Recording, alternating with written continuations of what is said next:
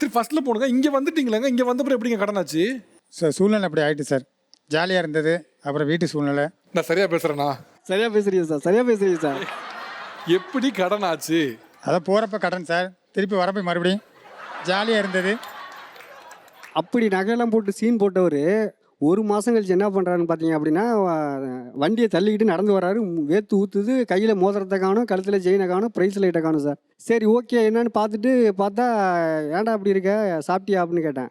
சாப்பிட்டேன் மச்சான், 100 காசு இருக்குமா அப்படின்னு கேட்குறாப்புல. சரின்னு சொல்லிட்டு, சரி 100 தரேன்டா, நீ முதல்ல சாப்பிடு அப்படின்னு சொல்லிட்டு அப்புறம் பிரியாணி வாங்கி கொடுத்தேன். அவசரமாக சாப்பிட்றாப்புல. பாவம் 3 வேளையும் சாப்பிடாம கிடந்திருப்பாப்புல போல. நீ சொல்லலாம் பார்க்கும் நிஜமாவே உண்மையில கழுத்தில் கையில் போடுறது தங்கமா என்னது? ஆமாம் சார், தங்கம் தானா? வீட்டு சூழ்நிலை அப்படி ஆயிடுச்சு. எங்கள் அப்பா உடம்பு சரியாமாயிட்டு. நான் ஒரு 10 நிமிஷம் டைம் எடுத்துக்கங்க. என்ன பிரச்சனைன்னு சொல்லுங்க சார். நான் வரும்போது எல்லாம் நகை சொன்ன மாதிரி வந்து நகைலாம் போட்டிருந்தேன் சார். வரும்போது நகை போட்டீங்க, கையில் காலில் எல்லாம் போட்டிருந்தீங்க, ரைட்டு. அதுக்கப்புறம் என்ன ஆச்சு, ஏன் விற்றீங்க? எங்கள் அப்பா உடம்பு சரியாமாயிட்டு சார். யாருக்கு? எங்கள் அப்பாவுக்கு ஸ்ட்ரோக் வந்துட்டு சார், ஸ்ட்ரோக் ப்ராப்ளம். போகும்போது இங்கேருந்து எங்கள் விவசாய கடன் வேறு வச்சுருந்தேன் சார் வயல், அதை அடை வச்சுட்டு போயிருந்தேன் சார். 2வது எங்கள் அக்கா கல்யாணம் பண்ணி கொடுத்தது, அதுக்கு இப்போ நகை கடன் வாங்கினது, திருப்பி நான் ஃபாரின் போனது, திருப்பி இங்கே வந்து எல்லாம் வந்து விற்கிற வேண்டிய மாதிரி சூழ்நிலை ஆகிடுச்சு சார். கரெக்டாக எங்கள் அப்பாவுக்கு நம்ம ஊருக்கு வர 3 மாதம் எவ்வளோ முன்னாடி கடன் இருந்துச்சு? 5 லட்ச ரூபா சார். இப்போ எல்லா கடன் அடைஞ்சிருச்சா? என்ன சார்? இல்லை சார், கடன் இருக்குது சார். கடைசிக்கிட்ட நான் கோபு பார்க்குறப்ப வந்து ஆரம்பத்தில் வந்து அவனை வந்து நான் பெருசாக கூட எதுவுமே நினைக்க மாட்டேன் சார். இவெல்லாம் ஒரு ஆளா அப்படின்ட்டு என்னோட தோரணை உள்ள பசங்களை மட்டும் அப்படியே வச்சுருந்துட்டு பில்டப் பண்ணி அப்படியே இருந்தேன் சார். மிக திடீர்னு ஒரு நாள் வந்து ஆஸ்பத்திரியில் 5000 பணம் கட்டணும் சார்.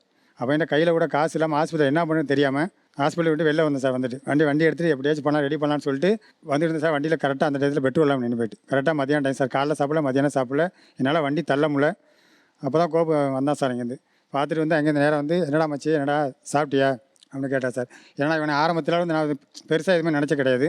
எனக்கு என்ன சொல்லுதுன்னே தெரில சார். மிக அப்படி பார்த்துட்டு வாடா மச்சி அப்படின்னு கூப்பிட்டு சார் உடனே போய் ஃபஸ்ட்டு சாப்பிட்றான்னு சொல்லிட்டு பிரியாணி வாங்கி கொடுத்தா சார். டக்குன்னு சாப்பிட்டுட்டேன். எனக்கு இருந்த பசியில் சாப்பிட்டுட்டேன். 2வது வந்து எனக்கு பெட்ரோல் காசு கொடுத்து 3200 பணம் கொடுத்தா சார். ஆஸ்பத்திரி 5000 ஆஸ்பத்திரியில் கட்டணும். 3200 பணம் கொடுத்துட்டு திருப்பி மறுபடியும் நீ போடா மச்சி, நான் வந்து உனக்கு ரெடி பண்ணுறேன் திருப்பி சொல்லிட்டு மறுபடியும் போய்ட்டு நான் போகிறதுக்குள்ளே ஜிபே பண்ணிட்டேன் சார்.